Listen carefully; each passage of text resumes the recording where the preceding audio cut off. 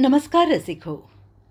नेहमीप्रमाणेच तुमच्यासाठी घेऊन आले आहे एक गूढ कथा. या कथेचं शीर्षक आहे टेस्ट. लेखक संकेत सणस. अभिवाचक स्वर रिया रुपेश पवार. ऐकूयात टेस्ट. साहेब, तुमच्यासाठी स्पेशल चहा आणलाय. चहावाल्याचा आवाज ऐकून इन्स्पेक्टर कदम यांनी हातातला पेपर बाजूला ठेवला. खूप दिवसानंतर असा निवांतपणे चहा पिण्याचा योग आला होता. मागचे काही दिवस ते निवडणुकीच्या कामामध्ये गुंतून पडले होते. आता ती धामधूम संपल्याने पोलीस स्टेशनमध्ये जरा शांतता होती. पण चहाचा कप हातात घेण्यापूर्वीच एक कॉन्स्टेबल गडबडीत त्यांच्या केबिनमध्ये शिरला. त्याच्याकडे बघूनच काहीतरी बिनसलंय हे लक्षात येत होतं. साहेब, गावातल्या मध्यवर्ती बँकेत दंगा चालू आहे. आपल्याला लगेच तिकडे निघावं लागेल. कोण दंगा करतंय तिथे? गावातले लोक आहेत साहेब, आणि त्यांच्या बँक खात्यावरचे सगळे पैसे अचानक नाहीसे झालेत. त्याचं बोलणं ऐकून कदम साहेब चांगले चकित झाले आणि वेळ न घालवता बँकेच्या दिशेनं निघाले. गर्दीला आवरण्यासाठी इतर पोलीस सोबत होतेच, पण त्यांच्या टेबलावरचा चहा तसाच शिल्लक राहिला होता. आनंदवाडी हे तालुक्याचं ठिकाण होते, पण तिथली लोकसंख्या फार जास्त नव्हती. काही सरकारी कार्यालये, छोटीशी बाजारपेठ आणि एक पोलीस स्टेशन एवढाच गावाचा पसारा होता. आर्थिक व्यवहारांसाठी गावात एक मध्यवर्ती बँक आणि एक राष्ट्रीय बँक होती. शेती हाच त्या भागाचा मुख्य व्यवसाय असल्याने तिथे मोठे उद्योगधंदेसुद्धा नव्हते. त्यामुळे गावातील पोलीस स्टेशनवर सुद्धा फारसा ताण पडत नसे. बंदोबस्त किंवा चोरीच्या किरकोळ घटना वगळता पोलिसांना फारसे काम नसे. सध्या या स्टेशनचा चार्ज असणाऱ्या इन्स्पेक्टर कदम यांनाही शांतता चांगलीच आवडली होती. नोकरीचा बराचसा काळ त्यांनी मोठ्या शहरात घालवला होता. आता निवृत्ती जवळ आली आणि हे असतानाच छोट्याशा गावात त्यांची बदली झाल्याने ते निवांतपणे पुढील आयुष्याचे नियोजन करू लागले होते. पण अचानक हा प्रकार झाल्याने गावाच्या शांत वातावरणाला तडा गेला. पोलिसांचा ताफा जेव्हा बँकेच्या आवारात पोहोचला तेव्हा तिथे चांगलीच गर्दी जमा झाली होती. कदमसाहेब गाडीतून उतरताच गर्दीतले बरेच जण त्यांच्याकडे येऊन बँकेची तक्रार करू लागले. अनेकांच्या आयुष्याची पुंजी एका रात्रीत नाहीशी झाली होती. काहींच्या घरातील महत्त्वाची कामे या पैशा वाचून अडणार होती. असा अनपेक्षित प्रकार घडल्याने सगळेच हवालदिल झाले होते. कदम साहेबांनी जमावाला शांत राहण्याची विनंती केली आणि बँकेच्या मॅनेजरना भेटण्यासाठी बँकेत आले. इमारतीचा मुख्य दरवाजा बंद होता. एक शिपाई सगळ्यांना बाहेरून अडवून ठेवत होता. पण कदम साहेबांना बघताच त्याने लगबगीने दरवाजा उघडला. बँकेत अगदी स्मशान शांतता पसरली होती. तिथे काम करणाऱ्या प्रत्येकासाठीच हा मोठा धक्का होता. कदमसाहेब मॅनेजरच्या केबिनमध्ये पोहोचले. गाव छोटे असल्याने ते त्यांना ओळखत होतेच. मॅनेजर फोनवर कोणाशी तरी बोलत होते.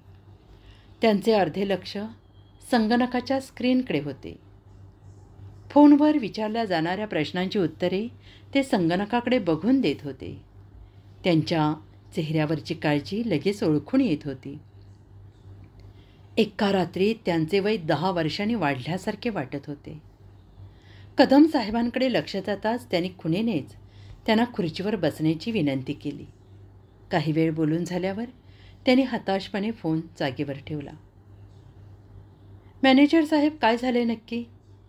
इन्स्पेक्टर कदम आता सगळं जाणून घेण्यासाठी अधीर झाले होते. आम्हीसुद्धा त्याचा तपास करण्याचा प्रयत्न करतोय, पण सगळ्यांच्या खात्यावरचे पैसे कुठे गेलेत? ते पैसे दुसऱ्या खात्यावर जमा झालेत. मग तुम्ही तो व्यवहार रद्द करून सगळ्यांचे पैसे परत नाही करू शकत का?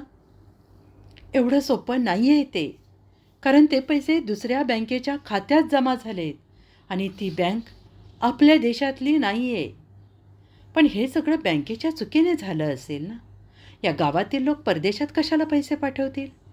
बँकेतल्याच कुणाचा तरी हा कारभार असणार. कदम साहेबांचा आवाजाचा जरा वाढला होता. बँकेतला कुणालाही तसं करणं शक्यच नाही. कारण असे व्यवहार पूर्ण करताना प्रत्येक ग्राहकाला एक OTP येतो. तो टाकल्याशिवाय पैसे ट्रान्स्फर करताच येत नाहीत. आणि प्रत्येकाच्या मोबाईलवर मध्यरात्री एक OTP आला आहे.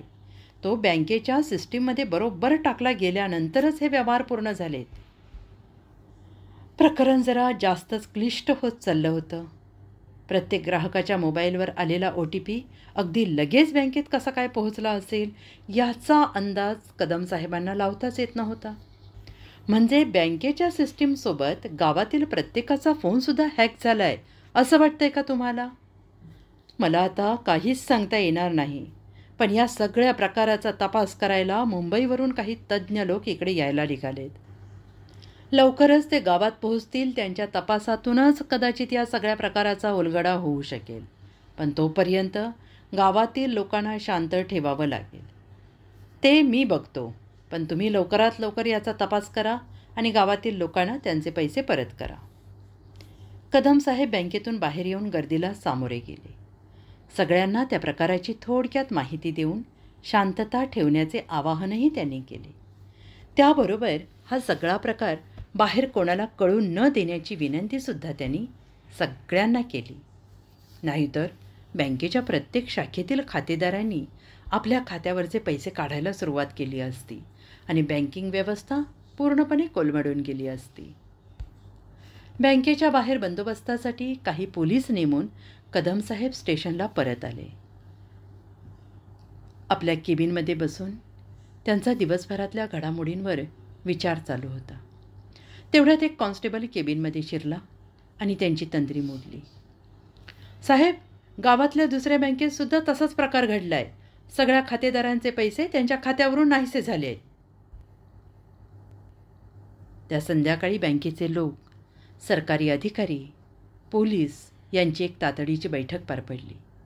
या समस्येचा सामना कसा करायचा यावर त्यामध्ये चर्चा झाली. पण कुणालाच काही उपाय सुचत नव्हता.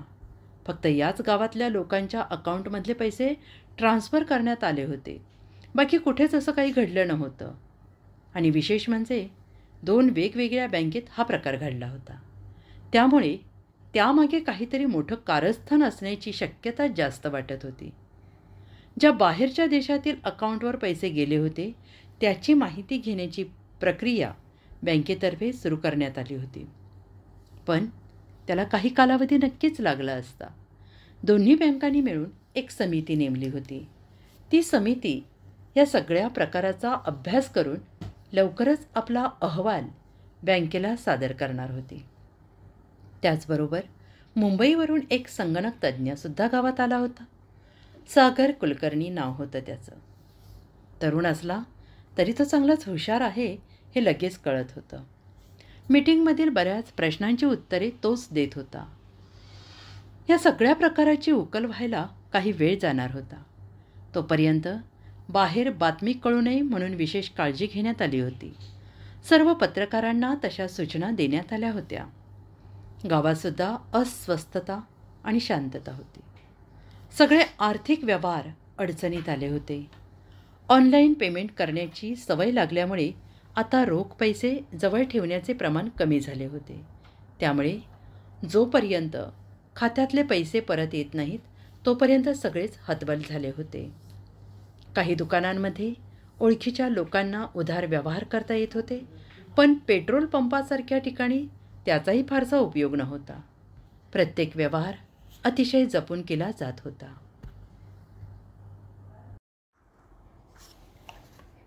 दुसऱ्या दिवशी सकाळी सागर पोलीस स्टेशनमध्ये पोहोचला.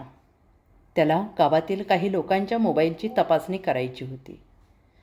त्यांच्या मोबाईलमध्ये एखादा व्हायरस आहे का किंवा कोणी तो हॅक केला आहे का हे जाणून घ्यायचं होतं. त्यासाठी त्याला कदम साहेबांची मदत लागणार होती.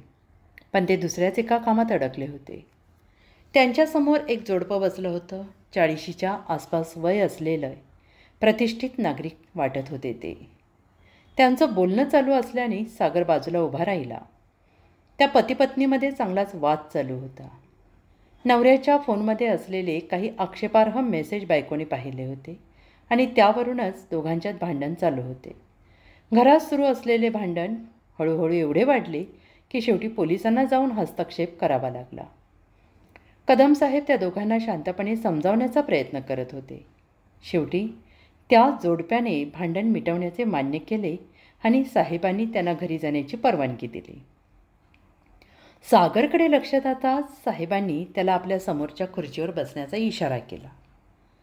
काय झालं साहेब, कौटुंबिक मॅटर आहे का काही? हो ना, नवरा बायकोंची भांडणे सोडवावी लागतातच आम्हाला अधूनमधून, पण आजचा दिवस जरा विशेष आहे. सकाळपासून हे 4थं भांडण पोलीस स्टेशनपर्यंत पोहोचलं आहे. घरातल्या घरात भांडणारे किती असतील काय माहीत. आज सगळ्या नवऱ्यांनी डेअरिंग करायचं ठरवलं आहे बहुतेक. त्यांच्या बोलण्याने सागर जरा चमकला. हा योगायोग नक्कीच नव्हता. तो उठला आणि धावतच पोलीस स्टेशनच्या बाहेर आला. ते जोडपे अजूनही तिथेच होते, पण आता भांडणाची जागा बायकोच्या रडण्याने घेतली होती आणि तिचा नवरा तिला शांत करण्याचा प्रयत्न करत होता. सागर त्यांच्याजवळ पोहोचला आणि नवऱ्याला काही प्रश्न विचारण्यासाठी बाजूला घेतले. माफ करा, मी तुमच्या खाजगी गोष्टींमध्ये लुडबुड करतोय, पण साहेबांकडून मला कळाले की गावात अजून काही लोकांचा तुमच्यासारखाच प्रॉब्लेम झाला आहे. नक्की काय घडलं आहे ते मला सांगू शकाल का इथे? माझा फोन चार्जिंगला लावून मी आंघोळीला गेलो होतो. कोणाचा तरी मेसेज आला म्हणून बायकोने फोन हातात घेतला. त्यावेळी तिने सगळा फोन चेक केला आणि माझे काही चुकीचे चॅटिंग तिला सापडले. त्यावरूनच सगळा वाद चालू झाला आहे. पण तुमच्या फोनला लॉक असेल ना? हो, स्क्रीन लॉकसुद्धा होतं आणि चॅटिंगचे ॲप लॉक करणारे प्रायव्हसी लॉकसुद्धा होते. पण तेव्हा कोणतेच ॲप काम करत नव्हते आणि माझा फोन कोणत्याही सिक्युरिटीशिवाय तिला सहज तपासता आला. मला तुमचा फोन दाखवू शकाल का? सागरने तो फोन तपासायला सुरुवात केली, पण त्यामध्ये त्याला काही आक्षेपार्ह आढळले नाही. जर हा हॅकिंगचा प्रकार असेल तर तो चांगल्या तज्ज्ञ माणसाने केला असण्याची शक्यता होती. त्यासाठी फोनची अगदी तपशीलवारपणे तपासणी करणे गरजेचे होते. पण तेवढ्या त्याला कदम साहेबांचे हाक ऐकू आले. ते आपल्या शिपायांना घेऊन गडबडीने कुठेतरी निघाले होते आणि सागरने सुद्धा त्यांच्यासोबत यावं अशी त्यांची इच्छा होती. सागरने नाईलाजाने हातातला फोन त्या नवऱ्याला परत दिला आणि पोलिसांच्या गाडीत बसून निघाला. काही मिनिटातच ते गावातल्या महाविद्यालयात पोहोचले. तिथल्या स्टाफ बाहेर महिलांचा दंगा चालू होता. स्टाफ रूम आतून बंद होती. पोलीस आलेले बघताच त्या महिला जरा शांत झाल्या. त्यातल्या एका महिलेने कदम साहेबांना सगळा प्रकार सांगितला. कॉलेजच्या कामांसाठी विद्यार्थ्यांचे व्हॉट्सॲप ग्रुप तयार करण्यात आले होते. मुलांचे आणि मुलींचे ग्रुप वेगवेगळे होते. पण काही वेळापूर्वी मुलांच्या ग्रुपवर एकच मेसेज आला. त्यामध्ये वर्गातील सर्व मुलींचे पर्सनल फोन नंबर होते. तो मेसेज ग्रुपचे ॲडमिन असणाऱ्या वर्ग शिक्षकांकडून पाठवला गेला होता. सर्व मुलींचे नंबर मिळाल्यामुळे त्यातील काही वात्रट मुलांनी फोन आणि मेसेज करून मुलींना त्रास द्यायला सुरुवात केली होती. त्यामुळेच त्यांचे पालक भडकले होते आणि आता त्या प्रकारचा जाब विचारायला कॉलेजमध्ये आले होते. त्यांच्या रागाचा पारा एवढा वाढला होता की त्यांना तोंड देण्यापेक्षा स्टाफ रूममध्ये कोंडून घेणं त्या शिक्षकांना जास्त सुरक्षित वाटलं. कदम साहेबांनी महिलांना शांत केलं आणि त्या शिक्षकांनाही बाहेर येण्याची विनंती केली. त्यांना बोलावताच शिक्षक स्टाफ रूमचा दरवाजा उघडून बाहेर आले. ते चांगलेच घाबरले होते. आपण असा कोणताही मेसेज ग्रुपवर केला नाही हे पटवून देण्याचा ते प्रयत्न करत होते. त्यांच्या अविर्भावावरून आणि त्यांच्या मागील इतिहासावरून ते असं काही करणार नाहीत असा कदम साहेबांचा विश्वास होता. त्यांनी महिलांना समजावले आणि त्या शिक्षकांना घेऊन पोलीस स्टेशनला पोहोचले. एखाद्या वर्गाला शिकवत असताना ते शिक्षक नेहमी त्यांचा फोन सायलेंट करत असत. आजही जेव्हा लेक्चर संपवून ते स्टाफ रूममध्ये आले आणि आपला फोन हातात घेतला तेव्हा झालेला प्रकार त्यांच्या लक्षात आला. लेक्चरच्या वेळेतच एका ग्रुपवर त्यांच्या नंबरवरून तो मेसेज सेंड झाला होता. या प्रकाराने ते चांगलेच गोंधळले, कारण त्यावेळेत त्यांनी फोन हातातसुद्धा घेतला नव्हता. त्याने गडबडीने तो मेसेज डिलीट केला, पण तोपर्यंत जवळपास सर्वच मुलांनी तो पाहिला होता. थोड्या वेळात काही महिला येऊन त्यांना जाब विचारू लागल्या. आपली काहीही चुकी नाही आहे हे पटवून देण्याचा ते प्रयत्न करत होते, पण कोणीच त्यांचे ऐकण्याच्या मनस्थितीत नव्हते. शेवटी महिलांची संख्या वाढू लागली तेव्हा नाईलाजाने त्यांनी स्वतःला स्टाफ रूममध्ये कोंडून घेतले. त्यांच्या बोलण्यावर कदमसाहेबांचा आणि सागरचा लगेच विश्वास बसला. शिक्षकांचा जबाब लिहून घेऊन कदमसाहेबांनी त्यांना जाऊ दिले, पण त्यांचा फोन मात्र जप्त करून घेतला होता. सागरला सुद्धा तो फोन तपासून या प्रकरणाच्या मुळाशी जाता आले असते. लवकरात लवकर या प्रकरणाचा छडा लावणे गरजेचे होते, कारण हा फक्त आर्थिक गुन्हा दिसत नव्हता. गावातले वातावरण बिघडवण्याची कोणाची तरी इच्छा होती. पण या प्रकरणामागे नेमकं कोण आहे आणि त्यांचा हेतू काय आहे, हे प्रश्न अनुत्तरितच होते. वेळ उलटत होती तसे गावातले अस्वस्थतेचं वातावरण अजूनच गडद होत होते. बाजारपेठेतही अगदी तुरळक गर्दी होती. खात्यावरचे पैसे संपल्याने काही खरेदी करताना लोक 10 वेळा विचार करत होते. प्रत्येकाच्या घरातसुद्धा तणावाचे वातावरण होते. ही कोंडी कशी फोडायची हेच कोणाला कळत नव्हते. त्यातच गावाला हादरवून टाकणारी बातमी आली.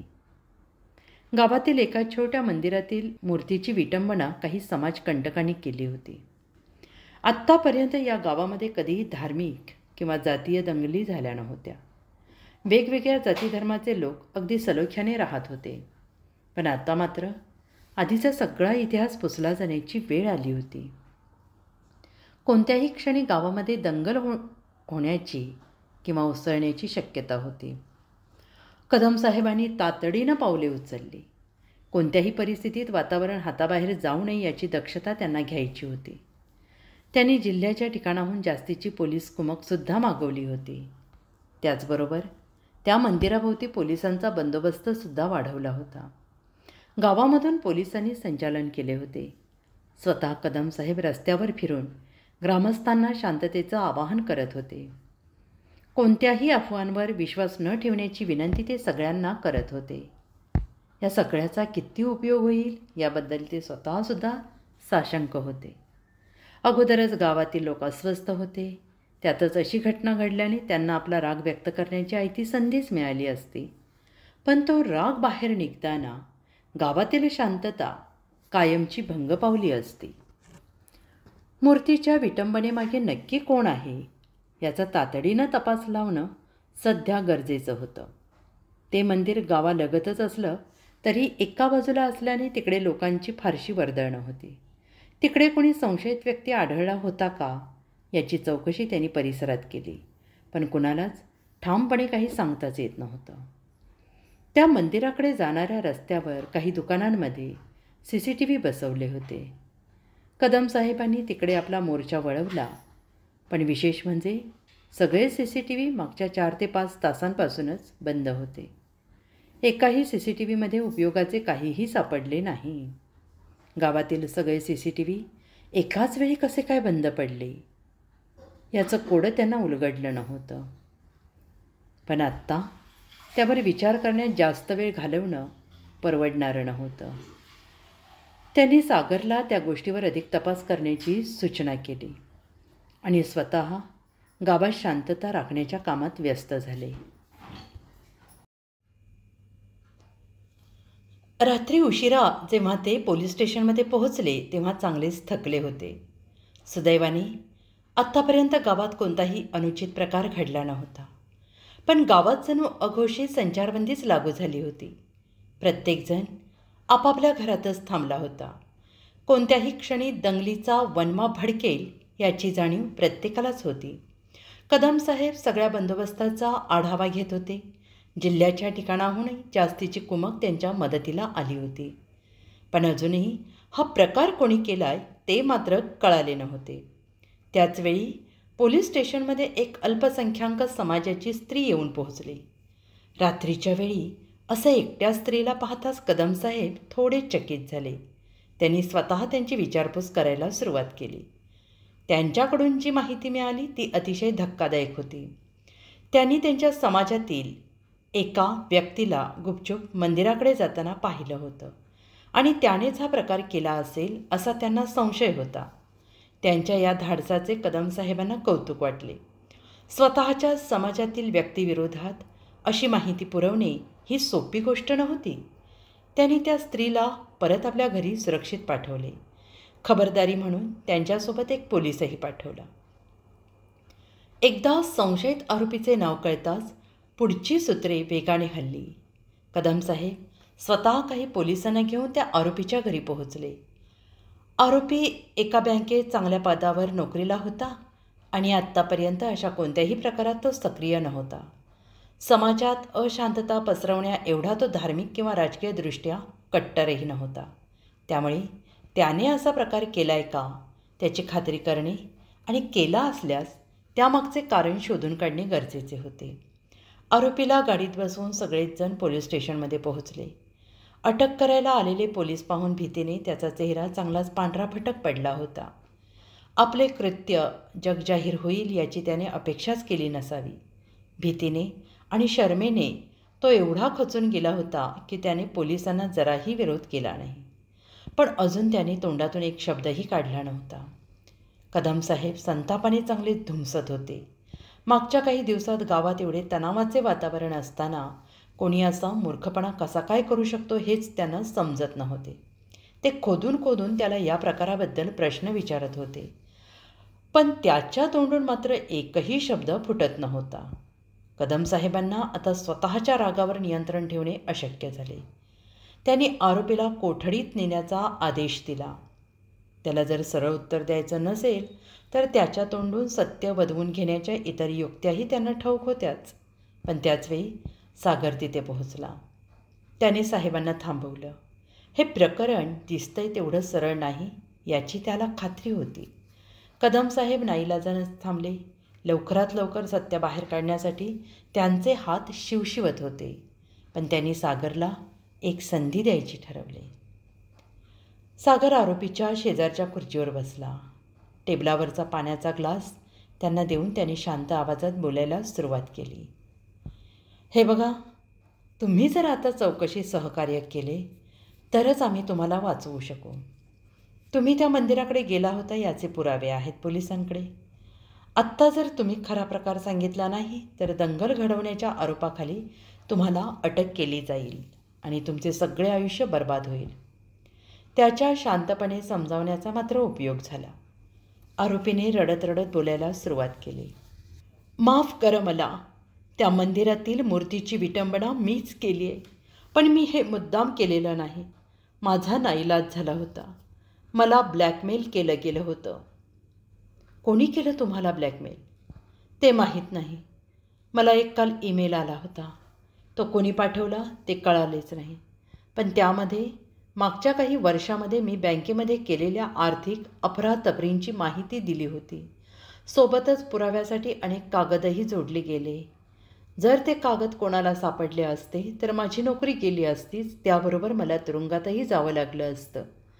जर मी त्यांनी सांगितल्याप्रमाणे केलं नाही तर ती कागदपत्रे माझ्या बँकेला आणि पोलिसांना पोहोचली जातील अशी धमकी त्यांनी मला दिली होती.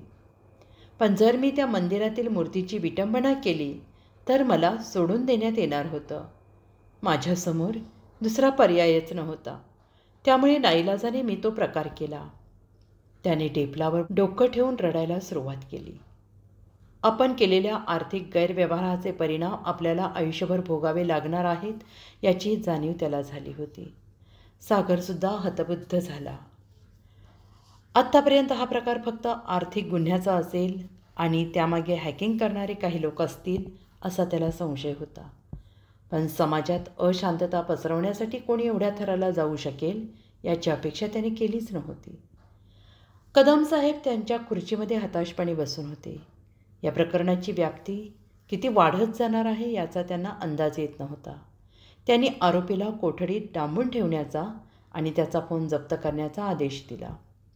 दुसऱ्या दिवशी पहाटेच दरवाजावर मारलेल्या थापांनी सागरला जाग आली. काही क्षण आपण कुठे आहोत हेच त्याला आठवेना.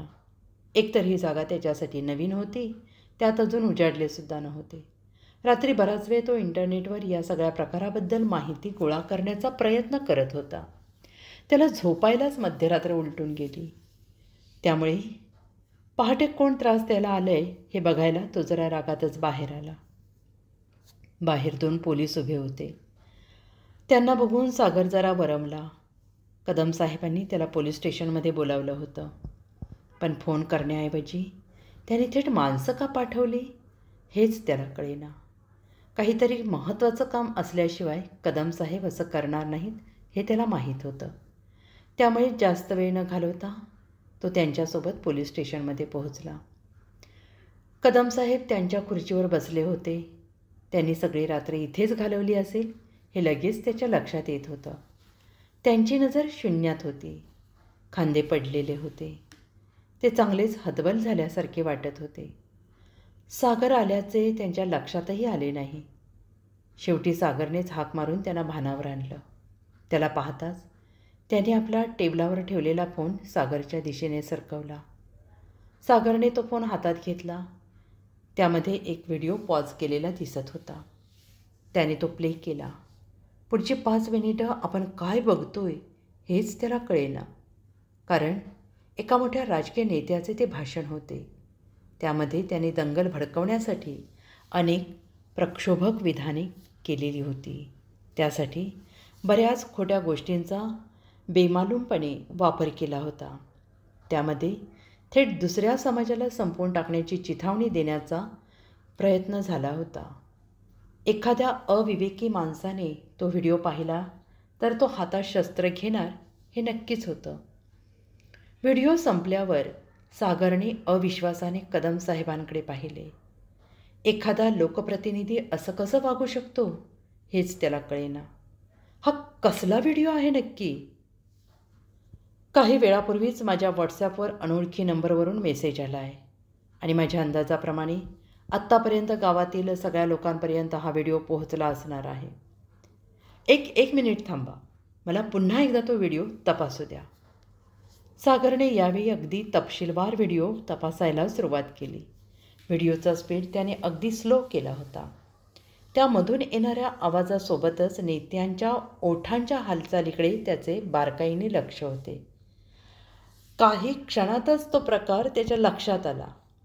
साहेब, हा व्हिडिओ खोटा आहे. अरे पण तो नेता दिसतोय ना भाषण देताना. त्या नेत्याचे भाषण आणि आवाजातील ऑडिओ वेगवेगळे आहेत. डीप फेक तंत्रज्ञानाचा वापर करून हा व्हिडिओ बनवला गेला आहे. म्हणजे त्या नेत्याचे दुसऱ्या संदर्भातले काही शब्द एकत्र करून आणि त्याच्या ओठांच्या हालचाली खोट्या दाखवून ते सगळं एकत्र केलं आहे, जेणेकरून हा व्हिडिओ खरा असल्याचा भास होईल. पण ते वास्तव नाही आहे. त्या नेत्याने असं भाषण केलेलंच नाही आहे. अरे पण अगदी खरा वाटतोय तो व्हिडिओ. तीच तर तंत्रज्ञानाची खासियत आहे. खोटे व्हिडिओ आणि फोटो एवढ्या बेमालूमपणे बनवले जातात की खरा कोणता आणि खोटा कोणता हेच कळत नाही. पण असं कोण करू शकतं? हां, ते नाही सांगता येणार मला. पण असे व्हिडिओ तयार करणे सोपं काम नाही आहे. आणि हा व्हिडिओ तर अगदी उच्च तंत्रज्ञानाचा वापर करून बनवला आहे. माझीसुद्धा फसगत झाली होती. एवढ्या चांगल्या दर्जाचा डीप फेक व्हिडिओ मी आत्तापर्यंत पाहिला नाही. म्हणजे कुणीतरी मुद्दाम हा व्हिडिओ बनवून आपल्या गावात पसरवला आहे असं म्हणायचं आहे का तुला? हो, मुळात हा व्हिडिओ खोटा आहे हेच लोकांच्या लक्षात येणार नाही. लोक त्यावर विश्वास ठेवून दंगल घडवून आणण्याचा प्रयत्न करतील. त्या व्हिडिओ बनवण्यामागे कदाचित तोच उद्देश असू शकेल. या गावात अशांतता पसरावी अशी कोणाची तरी इच्छा दिसतीये. पण आता त्यांना थांबवायचं कसं? तुम्ही तातडीने एक व्हिडिओ बनवा. हा सगळा प्रकार सोप्या भाषेत सांगा. मग आपण तो व्हिडिओ गावातील प्रत्येकाला पाठवू आणि इतरांनाही शेअर करण्यास सांगू. म्हणजे जर कोणाचे काही गैरसमज असतील तर ते दूर होतील. पण आता कोणालाही संपर्क करणं तेवढं सोपं राहिलेलं नाही आहे. का बरं? कारण गावातील सगळ्यांच्या फोनचे नेटवर्क मघापासून गायब झाले आहेत. कोणाच्याच मोबाईलच्या सिम कार्डला किंवा वायफायला रेंज दाखवत नाही आहे. हा मात्र सागरसाठी चांगला धक्का होता. जर संपर्काची साधने बंद पडली तर गैरसमज पसरायला आणि अराजकता वाढायला वेळ लागणार नव्हता. तो विचारात पडला. हा सगळा प्रकार त्याला जरा ओळखीचा वाटत होता. त्याने स्वतःच्या बुद्धीला ताण दिला. काही दिवसांपूर्वीच त्याने इंटरनेटवर अशा प्रकारच्या गोष्टी ऐकल्या होत्या. त्या दुसऱ्या देशात घडल्या होत्या आणि त्यांच्या सत्यतेविषयी कोणाला खात्री नव्हती. बऱ्याच लोकांच्या मते त्या अफवा होत्या. पण आता सागरला त्यांची सत्यता पटली होती. सर, हा प्रकार तर आपल्या कल्पनेपलीकडचा आहे. यामागे कोणत्याही व्यक्तीचा किंवा संघटनेचा हात नाही तर मशीनचा हात आहे. म्हणजे तुम्ही आर्टिफिशियल इंटेलिजन्सबद्दल ऐकलं आहे का कधी? थोडीफार एकूण माहिती आहे, पण जास्त नाही. माझ्या अंदाजाप्रमाणे या सगळ्या प्रकारामागे आर्टिफिशियल इंटेलिजन्स आहे. गावातील सर्व मोबाईल आणि संगणकांचं नियंत्रण AIने आपल्या हातात घेतलं असावं आणि त्यामुळेच बँकेतील व्यवहारांचे OTP मशीनला लगेच मिळाले. त्याचबरोबर बऱ्याच लोकांच्या फोनचे लॉकसुद्धा डिसेबल करता आले. त्याचबरोबर दुसऱ्यांच्या नंबरवरून मेसेज पाठवणेसुद्धा शक्य झाले. पण हे सगळं कशासाठी? याविषयी आपण फक्त अंदाज व्यक्त करू शकतो. पण मला असं वाटतं की आपल्या क्षमतेचा अंदाज घेण्यासाठी AIने आपल्या गावावर प्रयोग केला असावा. एखाद्या परिस्थितीत माणसं कशी वागतात आणि त्यांना आपल्याला हव्या असणाऱ्या गोष्टी करायला कसं भाग पाडायचं हे मशीनला बघायचं असेल. पण आता आपण मशीनसोबत कसं लढणार? खरं तर ते आपल्या आवाक्याबाहेरचं आहे. आपल्याला त्यासाठी अतिशय आधुनिक तंत्रज्ञानाची आणि त्याबद्दल सखोल माहिती असणाऱ्या लोकांची मदत लागणार आहे. पण त्याआधी आपल्याला गावात शांतता टिकवून ठेवणं गरजेचं आहे. जर गावातील परिस्थिती नियंत्रणात राहिली तरच आपण पुढच्या गोष्टींचा विचार करू शकतो. कदम साहेब आता अलर्ट मोडवर आले होते. आपला सामना एका बलाढ्य शक्तीसोबत आहे हे त्यांना कळून चुकलं. गावातल्या परिस्थितीचं मी बघतो. जेवढे पोलीस आहेत त्यांना घेऊन मी स्वतः रस्त्यावर फिरून शांतता ठेवण्याचा प्रयत्न करेन. तू लगेच जिल्ह्याच्या ठिकाणी निघ. आता संपर्क करण्याचा तेवढाच एक मार्ग आहे. तेथे जाऊन आमच्या मोठ्या अधिकाऱ्यांना सगळ्या प्रकाराची नीट माहिती दे. हे प्रकरण किती गंभीर आहे हे त्यांना पटवून दे. म्हणजे ते इथे जास्तीचे पोलीस पाठवतील. त्याचबरोबर त्या मशीनला थांबवण्यासाठी दिल्लीला सुद्धा संपर्क साधतील. दोघेही गडबडीत उठले आणि आपापल्या कामगिरीवर निघाले. पण पोलीस स्टेशनमध्ये असणारे CCTV सगळं रेकॉर्ड करतायत हे मात्र त्यांच्या लक्षातच आलं नाही. दोघेही गाडीत येऊन बसले. कदम साहेबांना गावातील बंदोबस्ताच्या ठिकाणी सोडून सागर तीच गाडी घेऊन जिल्ह्याच्या ठिकाणी जाणार होता. दोघांनीही गाडीत बसता सीट बेल्ट लावला आणि सागरने गाडीचा स्टार्ट मारला. पण काही वेळा प्रयत्न करूनही गाडी स्टार्टच होईना. शेवटी वैतागून कदमसाहेब गाडीतून उतरू लागले, पण गाडीचा दरवाजा आतून लॉक झाला होता. आता मात्र दोघेही चांगलेच अस्वस्थ झाले. कदमसाहेब गाडीच्या लॉकसोबत खटपट करत असताना सागर नक्की काय झाले याचा शोध घेण्याचा प्रयत्न करत होता. त्याच वेळेस त्याला गाडीच्या टच स्क्रीनवर कदमसाहेबांचा फोन गाडीला कनेक्ट झाला असल्याचं दिसून आलं. ते पाहून त्याच्या काळजाचा ठोकाच चुकला. कारण आता ती गाडी इंटरनेटला जोडली गेली होती आणि तिचे नियंत्रण या दोघांच्या हातात राहिले नव्हते. विशेष म्हणजे तेवढ्याच कामासाठी कदमसाहेबांच्या मोबाईलला नेटवर्क आलेले दिसत होते. सागरने गडबडीत त्यांना फोन तपासण्याची सूचना केली. त्यांना जर बाहेरच्या जगाशी संपर्क साधता आला असता तर या संकटावर लवकरात लवकर मात करता आली असती. पण त्यांनी फोन खिशातून काढून हातात घेईपर्यंत गाडीच्या बॉनेटमधून धूर बाहेर येऊ लागला. फोन सागरच्या हातात देऊन कदमसाहेब गाडीच्या काचेवर धडका मारू लागले. मोठ्या अपेक्षेने सागरने फोन हातात घेतला, पण त्याची घोर निराशा झाली. कारण मोबाईलचे नेटवर्क पुन्हा गायब झाले होते. आता काच फोडून बाहेर पडणे एवढाच मार्ग दोघांकडे शिल्लक होता. कदमसाहेब एका बाजूची काच फोडण्यात यशस्वी झाले होते, पण त्यामधून बाहेर पडण्यापूर्वीच आगीच्या ज्वाळांनी गाडीचा ताबा घेतला. दुर्दैवाने त्यांची मदत करायला तिथे कोणीही नव्हते. काही क्षणातच पेट्रोलच्या टाकीचा स्फोट झाला आणि गाडीतल्या दोघांची जगण्याची झुंज संपून गेली. तो स्फोटाचा आवाज ऐकून बऱ्याच लोकांचा गैरसमज झाला आणि त्या छोट्याशा गावात भयंकर दंगलीला सुरुवात झाली. बंदोबस्तावर असणाऱ्या पोलिसांना सुरुवातीला लक्ष करण्यात आलं होतं. पोलिसांकडे बंदुका होत्या, पण गावातील लोकांकडून घरातील वस्तूंपासून बनवलेल्या गावठी बॉम्बचा मारा झाला. गावकऱ्यांकडे अशी शस्त्रे कुठून आली हेच बिचाऱ्या पोलिसांना कळेना. ज्यांना या प्रश्नाचं उत्तर माहीत होतं ते या जगात आता राहिले नव्हते.